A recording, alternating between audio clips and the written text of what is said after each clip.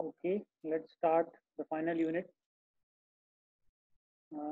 Lecture 13 synchronous machine. ठीक है, ये भी कोई बड़ा टॉपिक नहीं है, छोटा टॉपिक है, जल्दी खत्म हो जाएगा अपना।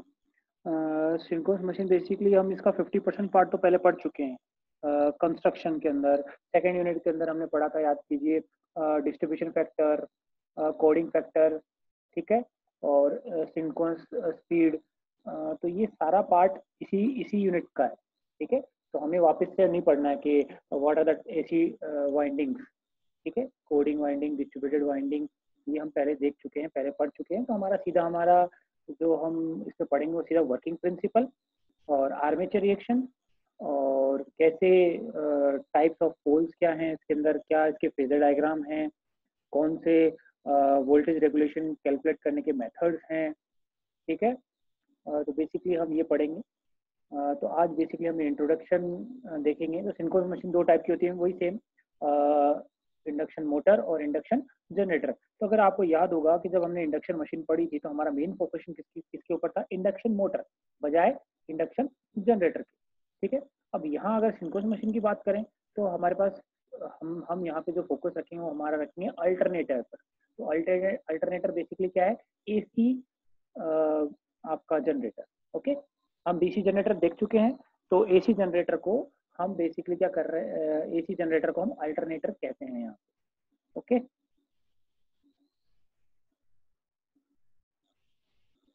स्टार्ट करते हैं इंट्रोडक्शन के साथ। This is the introduction. तो अब सबसे पहले क्वेश्चन ये आता है कि भाई जो मैंने बताया आपको कि डीसी वोल्टेज और एसी वोल्टेज, डीसी वोल्टेज हम जब generate AC sorry DC motor के अंदर या डीसी जनरेटर के अंदर हम क्या करते थे, अगर ये आपको याद होगा कि हमारा जो स्टेटर था, या फिर मैं कहूँगा वहाँ पे अगर आपको कंस्ट्रक्शन उसका प्रिंसिपल अगर आपको पता है, वहाँ पे दो परमानेंट मैग्नेट स्टेशनरी होती थी और बीच के अंदर जो मूविंग पार्ट था रोटर, वो हमारा आर्मेचर था, ठीक है। डीसी मशीन के अंदर हमने जो मूविंग पार्ट रखा था वो क्या रखा था, आर्मेचर रखा था, जो कि रोटर पे था, ठीक है। और जो हमारी फील्ड वाइंडिंग थी, अगर मैं कहूँ परमानेंट मैग्नेट या इलेक्ट्रोमैग्नेट, वो हमारे स्टेशनरी था। बट एसी मशीन के अंदर हम उल्टा रखते हैं, क्योंकि हमें यहाँ पे अगर पहला वाला केस रखते हैं, अगर आर्मेचर को हम बेसिकली रोटर पे रखते हैं, तो इससे बेसिकली हमारा क्या होगा, एक तो पैसा ज़्यादा लगेगा, इंसुलेशन ज़्यादा लगेगा और मेंटेनेंस ज़्यादा लगेगी। तो बेसिकली नुकसान ही नुकसान है। There are lot of disadvantage if you put the armature on rotor. तो हम एसी जनरेटर के अंदर या फिर अल्टरनेटर के अंदर जो हमारा मूविंग पार्ट है वो रहेगा फील्ड वाइंडिंग, और जो स्टेशनरी पार्ट है वो रहेगा हमारा क्या, आर्मेचर, ठीक है। जो कि आपकी डीसी मशीन में क्या उल्टा होता था। और डीसी मशीन में अगर आपको याद होगा तो हम क्या करते थे, इनडायरेक्ट फाइनल में जो प्रोड्यूस होता था वो एसी होता था, और एसी को हम कन्वर्ट करते थे with the help of commutator, इसमें डीसी में। अब यहाँ पे जनरेट एसी हो रहा है तो मुझे डीसी तो चाहिए नहीं, मुझे एसी चाहिए। तो the role of commutator is eliminated in this. तो कम्यूटेशन और कम्यूटेटर यहाँ पे होगा नहीं, ठीक है।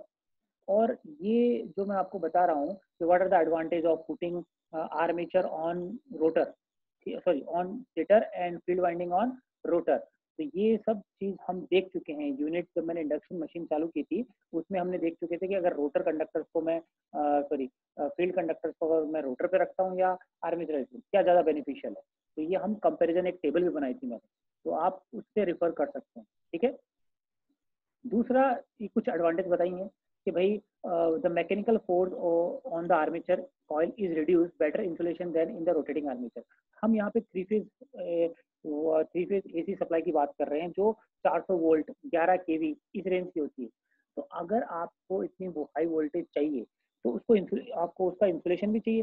तो आप क्या चाहते हो कि इंसुलेशन मूव करे या स्टेशनरी करे, तो आप चाहते हो कि स्टेशनरी रहे, ठीक है। तो बेटर ये है कि हम जो आर्मेचर है वो हमारा स्टेटर साइड पे रहे और जो रोटर पे रहेगा वो हमारा क्या रहेगा, फील्ड वाइंडिंग। तो अब क्वेश्चन ये आता है कि what is the difference between induction machine और सिंक्रोनस मशीन, दोनों में क्या डिफरेंस है। इंडक्शन मशीन में जो रोटर की स्पीड है वो एनआर होती है, rotor NR, that is not equal to NS. NS क्या होती है, supply frequency, sorry supply speed, जो आपकी सप्लाई होती है उसकी स्पीड, ठीक है, उसकी एमएमएफ की स्पीड। तो वहाँ पे सप्लाई की स्पीड एन आपकी NS होती है और रोटर की स्पीड क्या होती है NR, और उन दोनों के डिफरेंस को हम क्या कहते हैं स्लिप। बट यहाँ पे अगर हम बात करें सिंक्रोनस मशीन की, यहाँ पे सप्लाई या फिर सप्लाई स्पीड NS होगी और रोटर की स्पीड भी क्या होगी NS। तो दोनों के बीच की, दोनों के MMF के बीच में रिलेटिव मोशन क्या रहेगा, जीरो। ठीक है, तो बस सिंक्रोनस मशीन में बेसिकली जो रोटर क्या मूव करता है NS की स्पीड से ही मूव करता है। ठीक है, और हमारा मेन फोकस रहेगा किसके ऊपर, हमारा अल्टरनेटर के ऊपर। ठीक है, अब अगर मैं बात करूं उसके कंस्ट्रक्शन की, कंस्ट्रक्शन हम देख चुके हैं पहले, फिर भी अगर बात करूं, ये हमने देखा नहीं है कि स्टेटर, ये बाहर वाला स्टेटर है। ठीक है, दोनों में स्टेटर कॉमन है। स्टेटर का कंस्ट्रक्शन कैसा होता है, same, that is equivalent to induction machine only. ठीक है, वहाँ पे आपके it must be laminated, steel iron core होना चाहिए, है ना, एडी करंट को रिड्यूस करने के लिए, सब चीज़ें सेम है। ठीक है, बस जो डिफरेंस आता है वो आता है रोटर में। तो आप देख रहे हो रोटर में, यहाँ पे जो रोटर है राइट साइड, देखो, ठीक है, ये मेरा रोटर क्या है, सिलिंड्रिकल है, आपको दिख रहा है। ओके, और ये जो रोटर है वो प्रोजेक्टेड है, यानी सिलिंड्रिकल नहीं है। यहाँ पे आपका अनइवन गैप, एयर गैप है, यहाँ पे यूनिफॉर्म एयर गैप है, यहाँ पे अनइवन एयर गैप है। तो इस मोटर को जहाँ पे जिसको हम प्रोजेक्टेड पोल कहते हैं, पोल्स क्या प्रोजेक्टेड है, ये एन है, ये एस है, this is my N, this is my suppose S, तो ये प्रोजेक्टेड है। और यहाँ पे, और इस प्रोजेक्टेड पोल्स मोटर को हम, सॉरी अल्टरनेटर को या रोटर को हम क्या, कौन सा पोल कहते हैं, साइलेंट पोल। क्या कहेंगे हम, साइलेंट पोल। ठीक है, और ये जो सिलिंड्रिकल है उसे हम क्या कहेंगे, नॉन साइलेंट पोल। तो कंफ्यूज मत हो जाना, हमारे दो टाइप के रोटर होते हैं किसके अंदर, सिंक्रोनस मशीन के अंदर। एक होता है साइलेंट पोल और एक नॉन साइलेंट। इंडक्शन मशीन में भी क्या होते थे, दो रोटर होते थे, कौन से, स्क्वायरल केज इंडक्शन रोटर, और दूसरा कौन सा होता था, स्लिप प्लेट इंडक्शन। तो यहाँ पे साइलेंट पोल होते हैं और नॉन साइलेंट पोल होते हैं। जो हम नॉर्मली जो ज्यादातर यूज करते हैं वो ये, ठीक है, क्योंकि हमें जहाँ पे मैक्सिमम स्पीड के स्टीम इंजन के अंदर हम सिलिंड्रिकल या नॉन साइलेंट पोल यूज लेते हैं।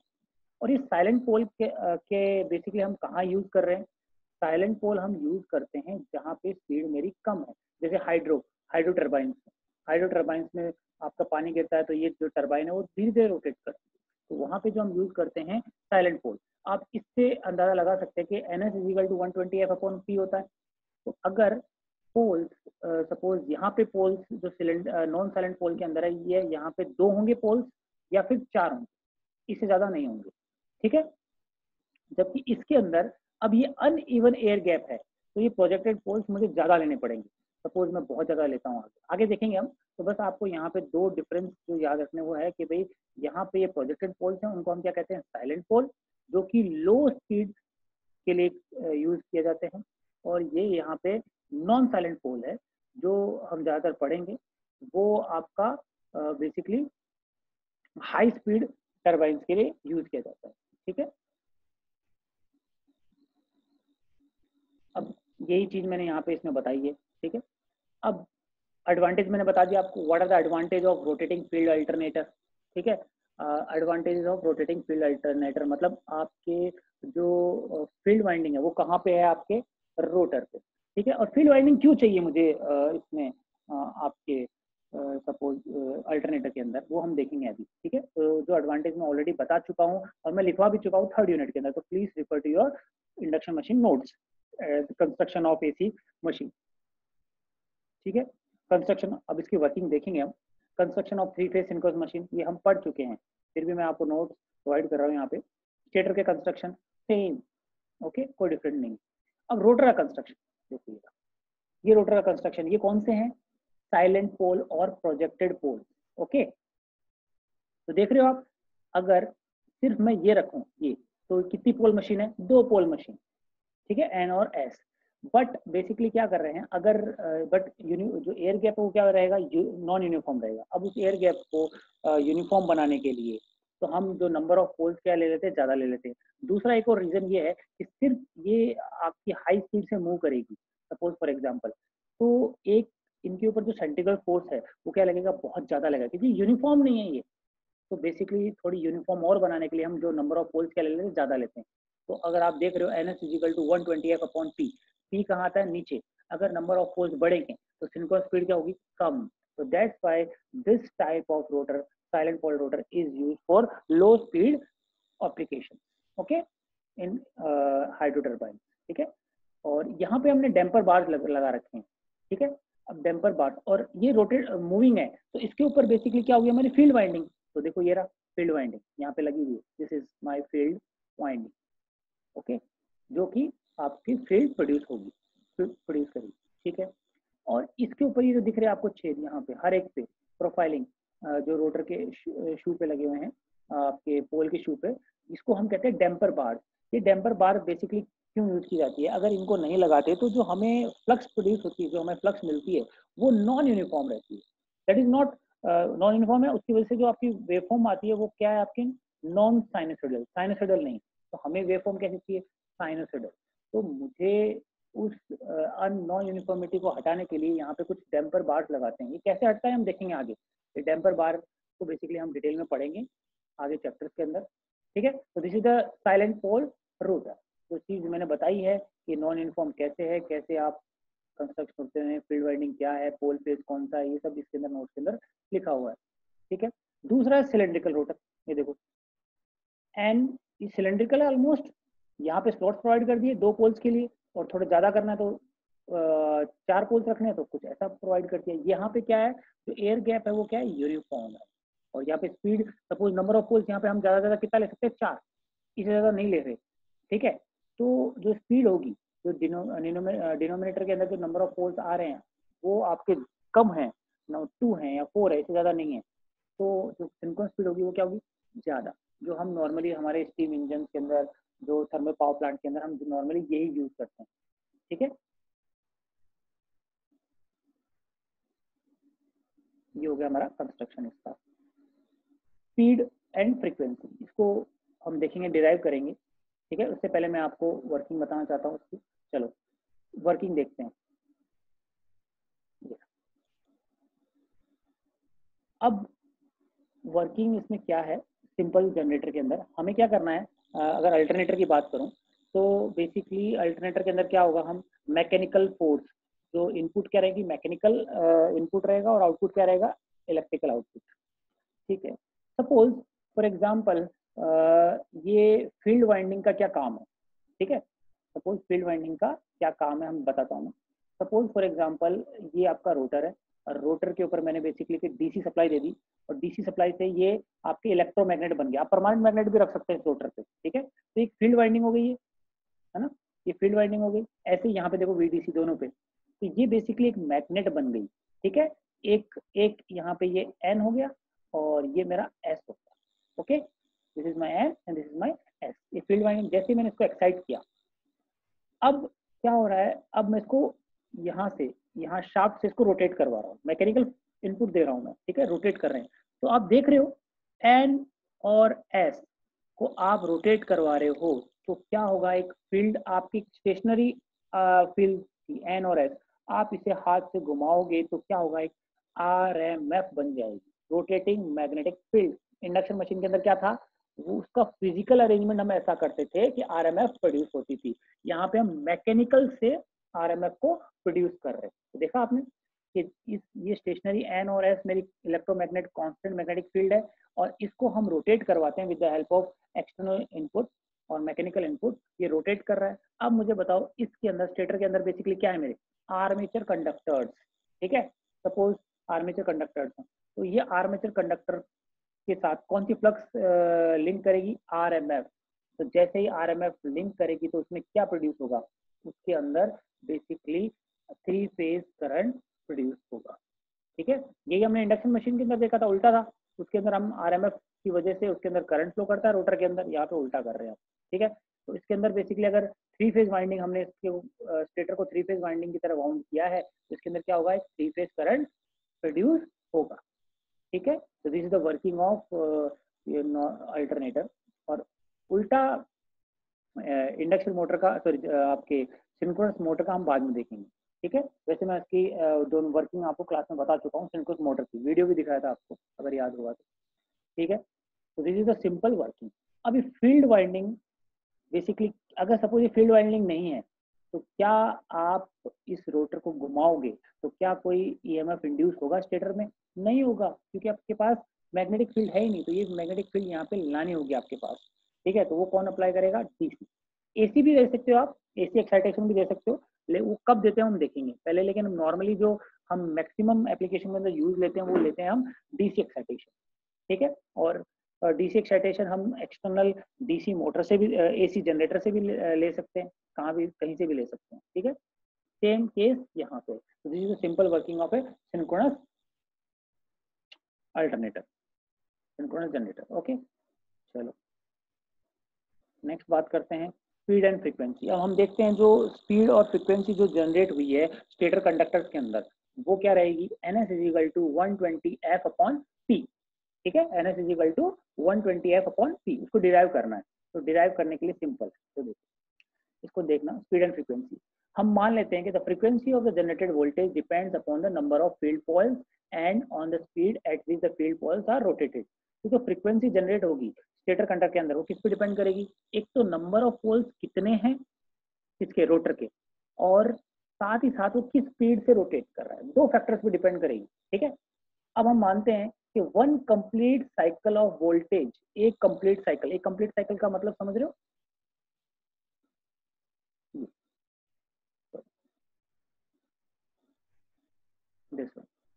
ये कंप्लीट साइकिल है ना, दिस इज कंप्लीट साइकिल। तो ये कंप्लीट साइकिल की वोल्टेज कब जनरेट होगी? जब आपका एक जो आपका पोल्स हैं वो एक कंप्लीट साइकिल ले लें, समझ में? तो one complete cycle of voltage generated in armature coil when pair of field poles passes over the coil. मतलब दोनों पोल्स, भाई अगर एक पोल, सपोज आपका आर्मेचर कंडक्टर है, सपोज एक आर्मेचर कंडक्टर है, उसने पहला एक पोल ने पास किया एन, फिर वही उसी का एस पोल भी पास किया, तब जाके कंप्लीट साइकिल होगी, ये हम देख चुके हैं। तो let's see, P is the total number of field coil, ठीक है, total number of field coil, P is the total number of field coil and P is pair of field coil, pair of field poles. P क्या है हमारा कि कितने number of poles हैं। Suppose P अगर मैं 4 पोल्स ले रहा हूँ, 4, तो कैपिटल पी की वैल्यू कितनी हुई? 4, और स्मॉल पी की वैल्यू कितनी होगी? 2। पी इज पेयर, ओके, और capital P is number of poles, okay. What is N? N is the speed of the field poles in RPM, okay, और small N speed of the field poles in RPS, revolution per minute, यानी एक minute में कितने revolution basically आपका rotor कितना घूमता है, कितने रेवोल्यूशन घूमता है, ठीक है। और स्मॉल एन क्या है? एक सेकंड के अंदर कितना रेवोल्यूशन होता है, ठीक है। And what is F? F is the frequency of generated voltage in hertz, ठीक है। और ये सिंपल आप समझ सकते हो कि भाई एन बाई 60, कैपिटल जो आरपीएम को बाई 60 से करेंगे तो आपका स्मॉल एन आ जाएगा, और इस कैपिटल बी को 2 से डिवाइड करोगे तो स्मॉल पी आ जाएगा, क्योंकि एन सॉरी ये एन हमारा क्या है? एन हमारी स्पीड है आरपीएम के अंदर, और स्मॉल एन हमारी स्पीड किसमें? आरपीएस के अंदर। ऐसे ही जो कैपिटल पी है वो हमारा क्या है? नंबर ऑफ पोल्स, कितने नंबर ऑफ पोल्स हैं, ठीक है। और ये पी क्या है? Number of pole pair, pole pair, क्योंकि आपके जो पोल्स हैं वो पेयर में लाई करेंगे, ऐसा तो नहीं हो सकता एक लाई करे, नहीं, वो होगा 2, 4, 6, 8 ऐसे, ठीक है। चलो अब इसकी डेरिवेशन करते हैं, ठीक है। इन वन रेवोल्यूशन, एक रेवोल्यूशन की बात करते हैं कि एक रेवोल्यूशन में कितने बेसिकली आपका ईएमएफ प्रोड्यूस हो रहा है। In one revolution of the rotor an armature coil is cut by p/2 north poles and p/2 south pole. Simple सी बात है, एक रेवोल्यूशन के अंदर एक आर्मेचर कॉइल या कंडक्टर कितने नंबर ऑफ पोल से कट करेगा? कितने करेगा? अगर p पोल्स हैं तो p नंबर ऑफ पोल्स हैं, तो मैं कह सकता हूँ अगर p नंबर ऑफ पोल्स हैं टोटल, तो p/2 तो नॉर्थ पोल होंगे और p/2 क्या होंगे? South pole. तो p/2 नॉर्थ पोल से कट करेगा, p/2 साउथ पोल से करेगा। Since one cycle is generated in the armature coil with a pair of field coil passes over the coil, the number of cycles generated in one revolution of the rotor will be equal to the number of pair of poles। यानी जो number जो cycle होगी किसकी generated EMF की, वो किसके बराबर होगी? जितने मेरे पोल पेयर्स हैं, पोल्स नहीं, पोल पेयर्स, और पोल पेयर्स को हमने किससे रिप्रेजेंट किया है? स्मॉल पी से। तो सिंपल, एक रेवोल्यूशन के अंदर number of cycles per revolution, ठीक है, एक रेवोल्यूशन के अंदर वो किसके बराबर होगी? पोल पेयर। स्मॉल पी की तरह, ठीक है। Also number of revolution per second कितने रेवोल्यूशन हो रहे हैं, स्मॉल एन हमने माना है। अब फ्रीक्वेंसी की बात करते हैं, सिंपल, ठीक है। फ्रीक्वेंसी क्या होगी, नंबर ऑफ साइकिल्स पर सेकंड, ये बचपन से पढ़ते आ रहे हैं आप। What is frequency, number of cycles पर सेकंड, एक सेकंड के अंदर कितनी साइकिल्स होती हैं, उसको हम फ्रीक्वेंसी कहते हैं। अब मैं क्या कर रहा हूँ, नंबर ऑफ साइकिल्स और सेकंड नीचे है, तो रेवोल्यूशन से ऊपर नीचे डिवाइड कर रहा हूँ, ठीक है। And what is this, number of cycles per revolution को हमने क्या डिनोट किया, ये रहा number of cycles per revolution को क्या लिया हमने, पी, ये रहा P. And what is revolution per second, revolution per second वो क्या मेरा एन, यार F is equal to P into N. और पी को हम कैपिटल के फॉर्म में क्या लिख सकते हैं, p/2, और एन को हम क्या लिख सकते हैं, कैपिटल एन के फॉर्म में n/60, ठीक है। तो फ्रीक्वेंसी क्या हो गई, Pn/120, यही तो डिराइव की करनी है हमें। तो NF is equal to 120 cycles कैसे, क्या, मतलब आवाज नहीं आ रही है तुम्हारी, नंबर ऑफ साइकिल्स, क्या कह रहे हो, फिर ये नंबर ऑफ साइकिल्स किस चीज की है, नंबर ऑफ साइकिल्स हेलो, किसकी, नंबर ऑफ साइकिल्स आपकी पर रेवोल्यूशन, ये किसकी, ईएमएफ जनरेटेड, जो स्टेटर साइड में आपकी जनरेट हो रही है ना, ये देखो ये कंप्लीट, ये वाली एक साइकिल, ठीक है। ईएमएफ आपकी एसी वोल्टेज होगी, तो उस एसी वोल्टेज की साइकिल, एक साइकिल, समझ में, उसकी पहली, यस ऐसे चलता जाएगा, ऐसे चलता जाएगा, तो हमें तो सिर्फ एक रेवोल्यूशन पे एक साइकिल जनरेट होगी, और वो किसके बराबर होगी, नंबर ऑफ पोल पेयर, ये हमने यहाँ पे प्रूव कर दिया है, ठीक है। ओके सर, तो ये सिंपल डेरिवेशन है सिंक्रोनस स्पीड की, ठीक है। इसको आप एक बार देखना वापस, ओके, ये हो गया।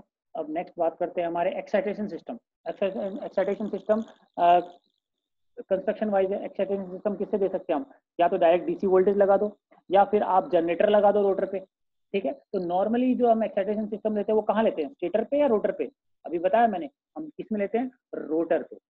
और बहुत रेयर कंडीशन में जहाँ पे मेरी मशीन मेगावाट्स में आती है, ठीक है, उस रेयर कंडीशन के अंदर, ठीक है, अराउंड 5 to 10% ओनली, तब हम फील्ड वाइंडिंग को कहाँ लेंगे, स्टेटर साइड, क्योंकि फील्ड वाइंडिंग अब बड़ी हो गई है। अगर मुझे ज्यादा मेगावाट पावर चाहिए तो बेसिकली मुझे फील्ड एक्साइटेशन सिस्टम भी क्या चाहिए, बहुत बड़ा चाहिए, ठीक है।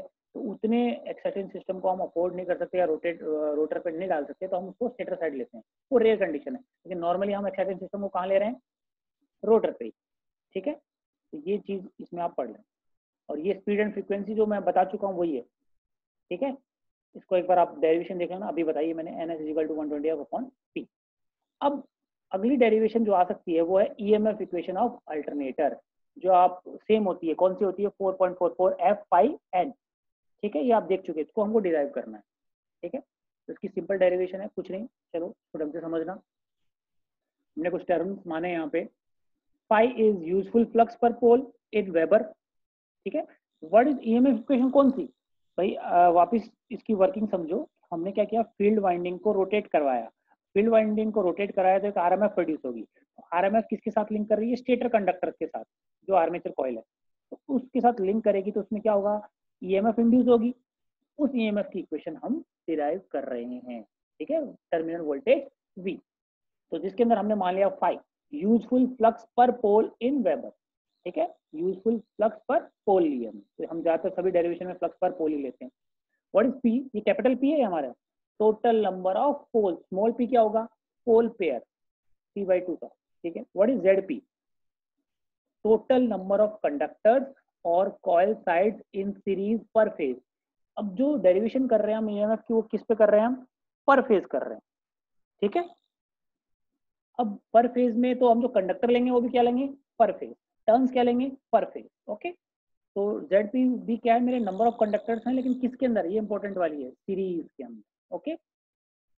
दूसरा TP क्या होगा, टोटल नंबर ऑफ कॉइल्स और टर्न्स पर फेज, ठीक है। ये N क्या है मेरा, speed of rotation in RPS, और F क्या है, frequency of generated voltage in hertz. चलो सिंपल डेरिवेशन है, कुछ नहीं है।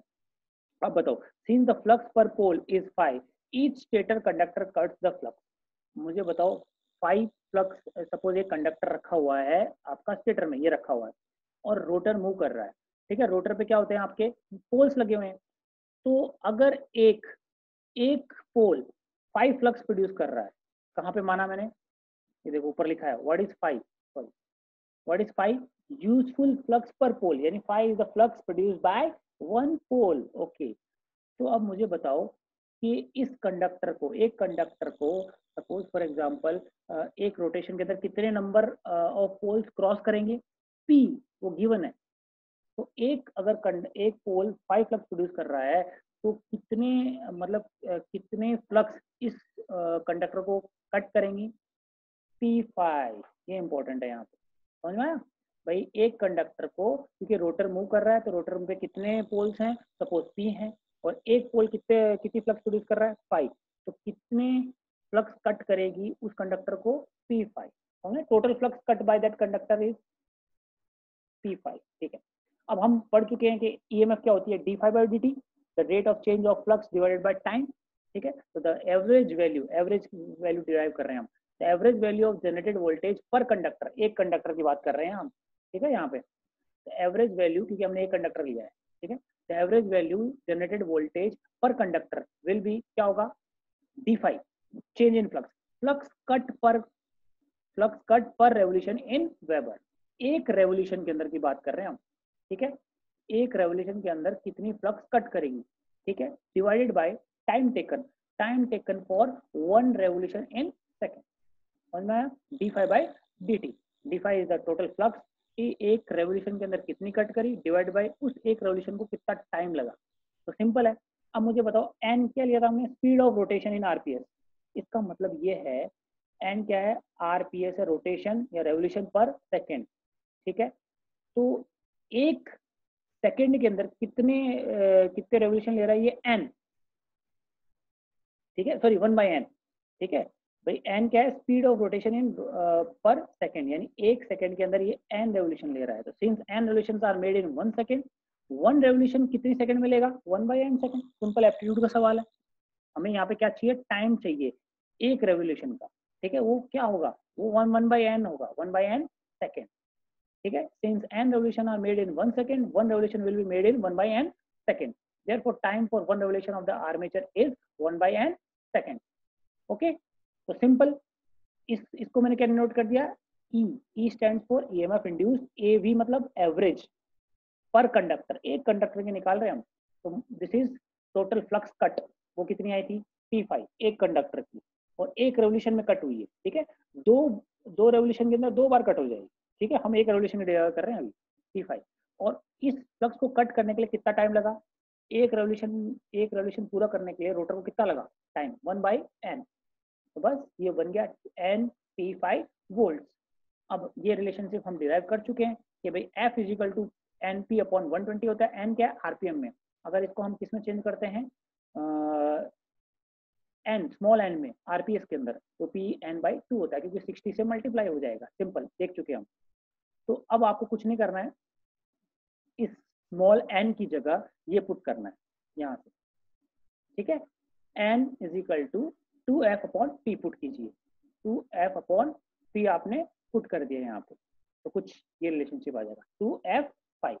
What is this, this is the average induce EMF पर कंडक्टर। लेकिन अब हमारे पास कितने कंडक्टर्स हैं भाई, हमारे पास है कंडक्टर Z, और वो किस में लगे हुए हैं, सीरीज में। तो अगर एक कंडक्टर के अंदर जो ईएमएफ जनरेटेड इतनी है, तो Z कंडक्टर के अंदर कितनी होगी, मल्टीप्लाई बाय Z, क्योंकि सीरीज में लगे हुए हैं। तो सिंपल, सिंस ZP कंडक्टर्स इन सीरीज पर फेज, एक फेज के अंदर ZP है। ठीक है, तो आप ZP से मल्टीप्लाई कर दोगे, तो ये इंड्यूस ईएमएफ पर कंडक्टर की जगह अब क्या आ जाएगी, पर फेज आ जाएगी। Okay, 2f/5 into ZP। अब मुझे बताओ, नंबर ऑफ टर्न्स और नंबर ऑफ कंडक्टर्स का रिलेशन कुछ ऐसा है, ZP/2 को हम टर्न्स कहते हैं, यानी 2 कंडक्टर्स मिलकर एक टर्न होता है। तो ZB की जगह मैं क्या लिख सकता हूँ, ट्वाइस ऑफ TP पुट कर दीजिए यहाँ पे, तो ये आ जाएगा 4f/5 TP। अब ये एवरेज है, मुझे क्या चाहिए, RMS वैल्यू। ठीक है, RMS वैल्यू चाहिए, तो आप देखते हो KF फॉर्म फैक्टर अगर आपने पढ़ा है, वो होता है RMS value upon average value. उसकी वैल्यू क्या होती है, 1.11।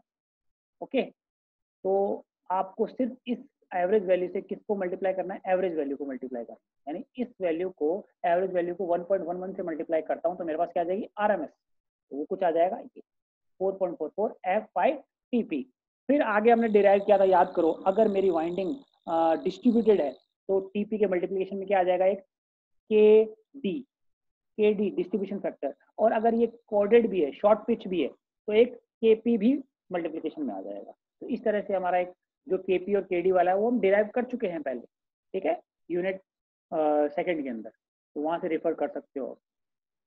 तो ये डेरिवेशन में जो हमने अजम्पशन लिए हैं वो कुछ ऐसे लिए हैं, coils have got full pitch, ये फुल पिच है तभी तो के डी की वैल्यू क्या होगी 1, और all the conductors are concentrated in one stator slot, यानी सारे के सारे क्या है, कंसंट्रेटेड वाइंडिंग लिए, कंसंट्रेटेड वाइंडिंग लिए और फुल पिच लिए, तभी एक ये आया है।